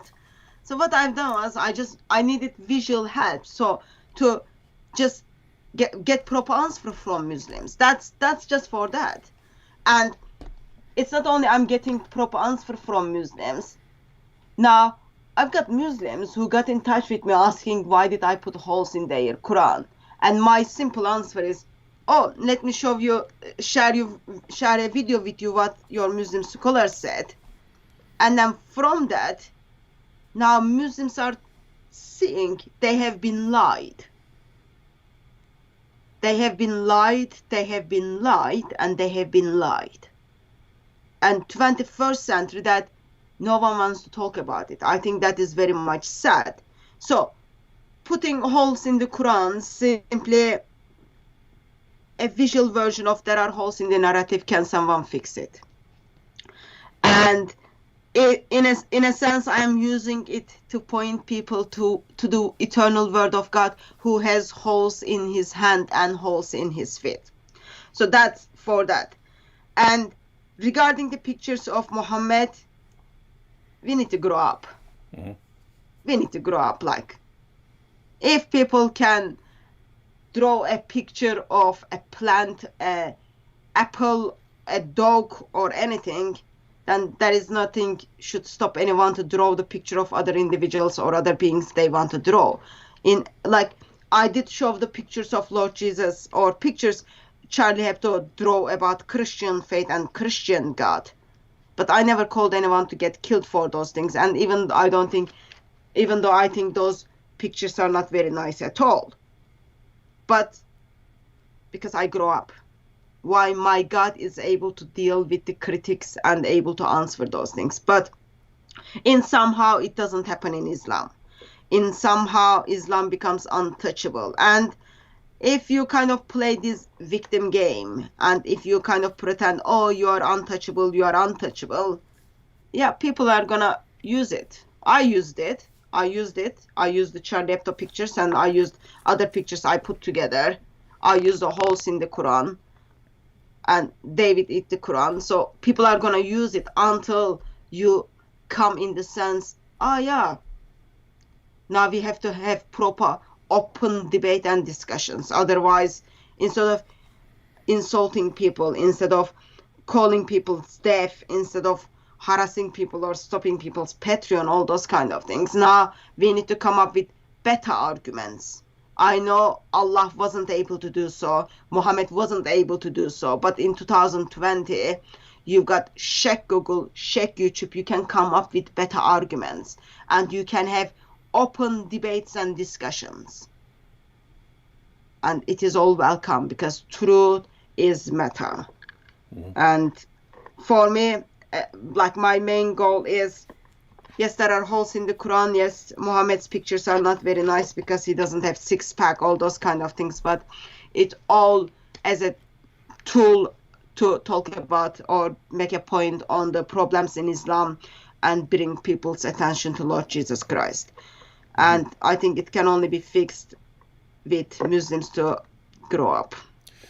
Yeah, and I mean, ladies and gentlemen, just think about this, because this way back in the day, 2006, you started having the cartoon riots and things like that, and newspapers wouldn't even republish those cartoons. Charlie Hebdo was one of the only European publications to republish the cartoons for the sake of freedom of speech. The 2006 Gillen's Posten cartoons. Just imagine if instead of people backing down and cowering in fear because there were riots over these cartoons, just imagine that all journalists, New York Times, Los Angeles Times, Washington Post, just imagine everyone, British newspapers, French newspapers, American newspapers, just imagine that everyone said, hey, if you guys are going to start killing over this, we're all going to publish these cartoons. So learn to stop right now. I don't believe you would have ever seen another death over a cartoon again. If the message became, hey, if you get violent over this cartoon, we're going to publish 1,000 times as many of the cartoons. If that became the message, I believe you would have never seen another death. I do not believe you wouldn't have had the Charlie Hebdo massacre. You wouldn't have had any of that, because people would have realized, wait a minute, if we do this, then in the name of freedom of speech, they're going to respond with even more of it, and that would be the opposite of what we want. Instead, what does everyone do? Oh, you're getting violent over this? Well, we'll back down. What message does that send? It sends the message, oh, if you want to control our behavior and control our speech and control our expression and control our publications, just get violent. What did you just do? You encouraged the Charlie Hebdo massacre. You said, hey guys, you want us all to back down? Go slaughter a bunch of people. That will send us the message that will make us do what you want us to do, right? And notice, it's the same thing. It's the same thing with Hatun. When the British police are backing down, oh, we'll remove the speaker if you guys get violent. You're sending a message there. You're sending the wrong message, right? just imagine a violent crowd forming around Hatun, and British police come over and say, under no circumstances, is anyone going to do anything to this woman. And if we have to form a wall of police around her to protect her, that's what we'll do. But y'all better back up right now. And if you got a problem with it, we'll bring in 1,000 more Hatuns. We'll bring in 1,000 more Hatuns to speak here until you learn that you can't do this right now. Right? And this wouldn't have to be the police, but just imagine where everyone said, okay, until you guys learn to deal with Hatun, we're going to different groups from around the world are going to send more people to be in Speaker's Corner every single week until you learn to deal with it. And then you'll be happy that it's Hatun, right? And so, but that should be the response. Instead, it's just retreat, retreat, retreat, retreat, retreat. And when Hatun and others finally say, "Look, we're done retreating. We're standing our ground here," then it's well, we'll just have you removed by police, and police will say, "Don't worry, they're not backing down, but we'll kick them out." Wow, wow, awesome stuff. Couple comments here. Janet Clements said, Hatun, please buy a life-size Aisha to show how small a 9-year-old really is. I thought about it, actually. Yeah, hey, Mensch, if you're watching, can you tell us where to buy a life-size 9-year-old doll? I bet you know, you freak. Sorry, I couldn't resist. I know you're watching, Mensch. or he could simply just send it to us one instead of us to kind of go to those certain places to find it. It might be easier if you just send it to us. Let's see. Jasmine Brown said, "Make the winged origami donkey that Muhammad rode to heaven." Yes, that's already on the list. That's already on the list. You got fly. See, that's the thing. That's kind of what I was missing when I first did it. I'm like you, Hatun, in that I want there to be content in it, right? I want to do it to make a point, right? So one might be a point about freedom of speech, the first one, but the others I want them to be a point. So I want to make a fly, origami fly, to talk about dunking your flies. I want to make Barak to give the story of Muhammad's magic donkey. Want to do the goat, an origami goat made out of the Quran, eating a piece of the Quran, and this is like a cannibal goat. And then the sheep, of course, that was poisoned and ultimately killed Muhammad. Want to do a set of 3 swans. Oh no, 3 cranes. 3 cranes. The crane is like the first thing anyone who does origami ever learns. But you have the crane, but going to do 3 cranes that are going to be Alat, Alus, and Manat, who are called the exalted cranes, because they would carry your prayers to Allah. So there's I could even, this is going to take a while. This is going to take a while. But I even know how to build the entire Kaaba. I know how to build blocks and stuff like that to put together. It takes forever because each little block is two pieces of paper folded up, and you can connect them into blocks. But yeah, I can actually build the entire Kaaba. All kinds of awesome stuff coming up in the near future, ladies and gentlemen. And I'm going to keep doing it. And I'm going to keep doing it until there's no threats or anything else over this kind of stuff. Don't be under too much pressure, but Mohammed's birthday is coming soon. So you might need to make some present for him. I will do Does that. He deserve any birthday present? I don't know. Oh, he deserves one. His birthday is coming.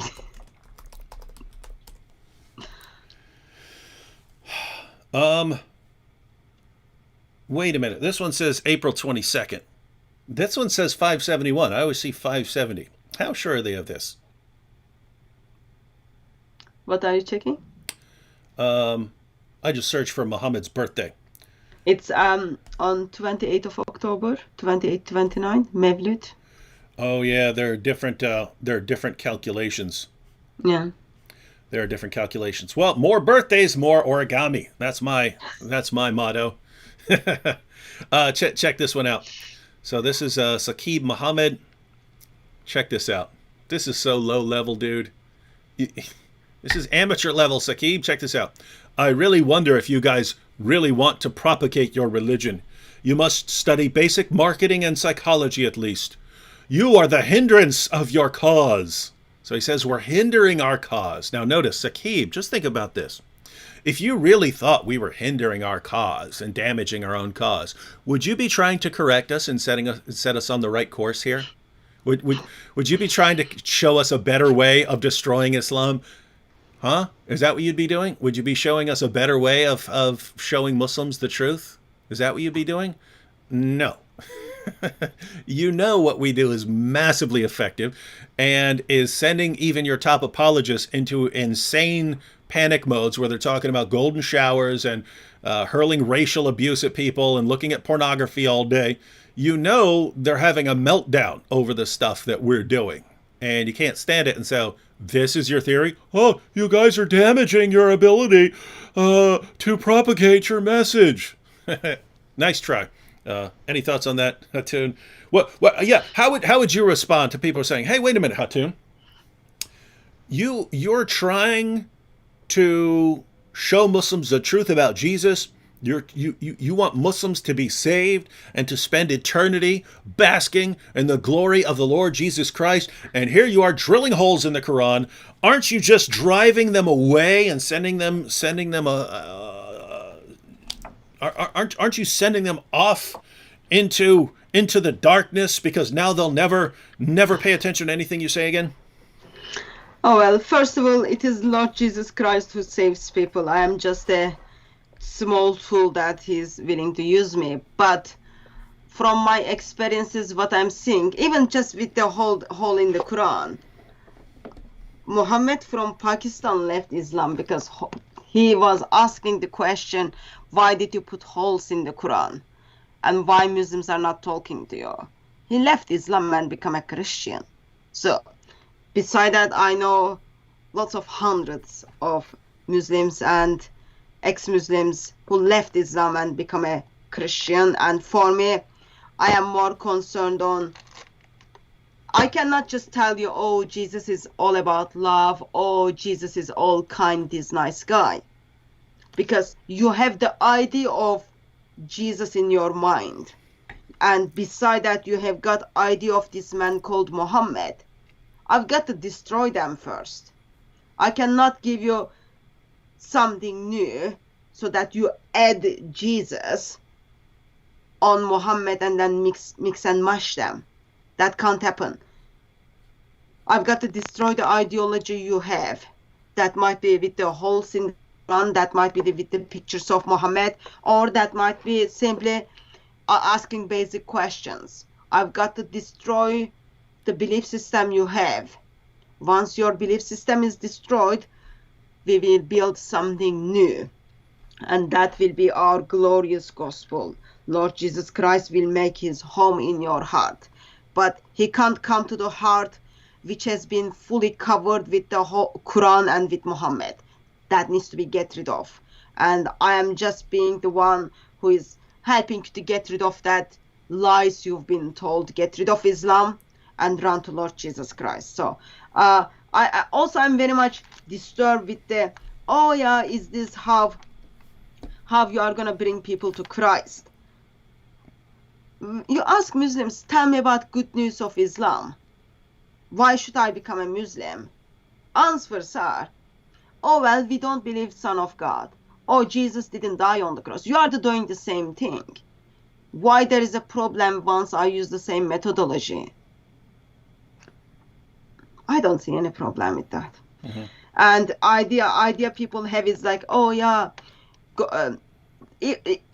yes, our gospel is glorious, our God is amazing and delightful, but that does not mean in any form or any shape God is gonna turn blind eye towards false ideologies. I cannot compromise with the ideology because my God cannot compromise with the ideology. I'm just simply being a tool to destroy the ideology so that we can have good foundation for our glorious gospel. Yeah, and it's funny here. Saqib says, you must study basic marketing and psychology. Saqib, if you've been following Hatun's work at Speaker's Corner, or you've been following my channel, you should know Muslims can't stay away from us. Muslims are drawn to us. They feel the power and they can't stay away, right? Hatun shows up at Speaker's Corner. What happens? A mob forms around her, right? What are you doing here? What are you doing here, Saqib? You can't stay away. You can't stay away. And so it's simply false. Rather, we understand that many Muslims out there, they're looking for fearlessness. They're looking for boldness. They're looking for confidence. They're looking for things like that.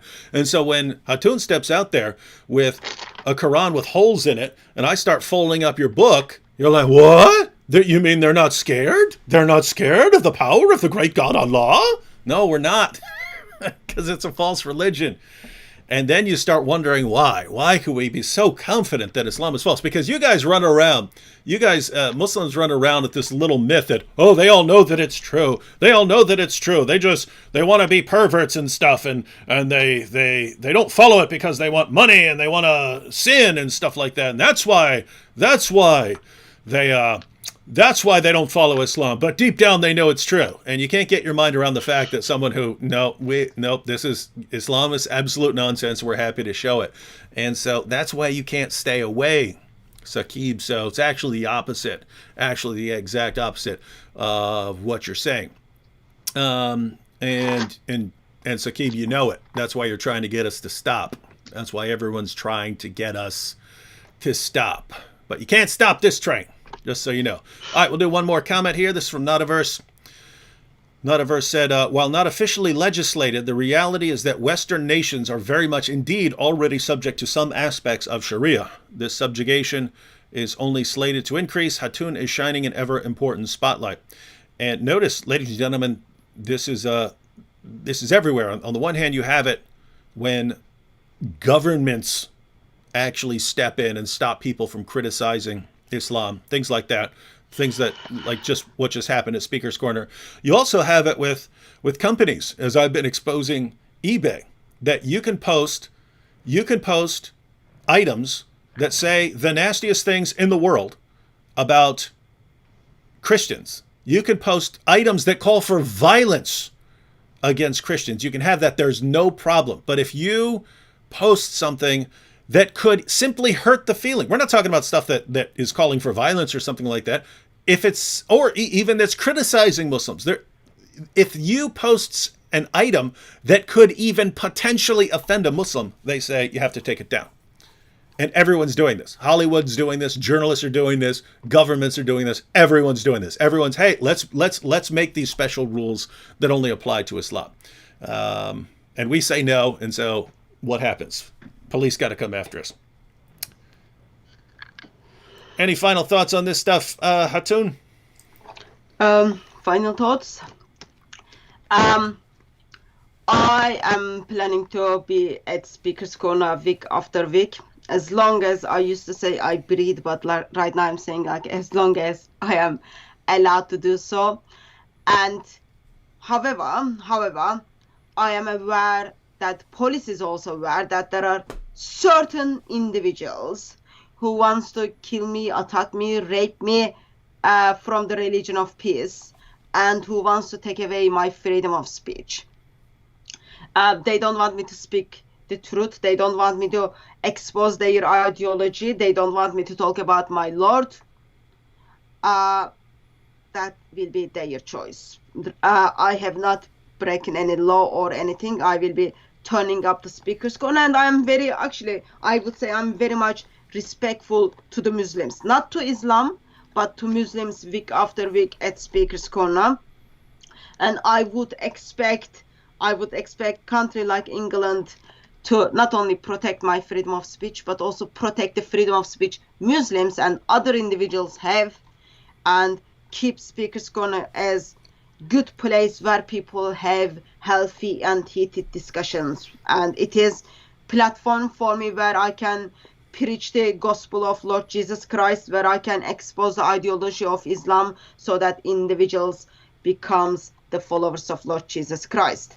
So I'll be at Speaker's Corner on Sunday, and I am hoping that there will be Muslims who will be able to explain to me about the holes in the narrative. So, well, Hatun, since there are 1.6 billion Muslims in the world who believe that the Quran has been perfectly preserved right down to the letter, and we know that they only believe this because of all the evidence that they have for the perfect preservation of the Quran. We know that there's going to be no shortage of Muslims approaching you at Speaker's Corner and saying, Hatun, we don't want you kicked out. We just want to answer you. And so we're going to calmly show you and provide evidence to you that the Quran has been perfectly preserved right down to the letter, in spite of all the evidence proving that it hasn't. And so I'm sure you can look forward to that. Yep. I'll be there. I'll be there from 1 o'clock. So make sure, because lots of Muslims will be there to prove me that Quran has been perfectly preserved. Please turn up on time so that we don't do chit chat and waste time. Mm-hmm. And all right, and everyone, the link to Hatun's channel, DCCI Ministries, is in the description box. Let me just double check and make sure it's down there.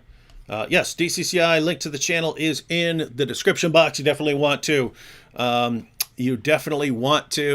follow Hatun's channel and a couple others. What is it? Soko Films and Bob the Builder's channel, and a lot of the channels of the people who go to Speaker's Corner, so you can follow the latest of what's going on there. I see everyone talking about my famous mystery bags. Yep. Woo! Here it is. Don't you all want one? Don't you all want one? Yes, there will be plenty of mystery bags for everybody. Although everything is going to be one of a kind, ladies and gentlemen. I'm not gonna sell some object and then make a bunch of them. Right? Everything is one of a kind only.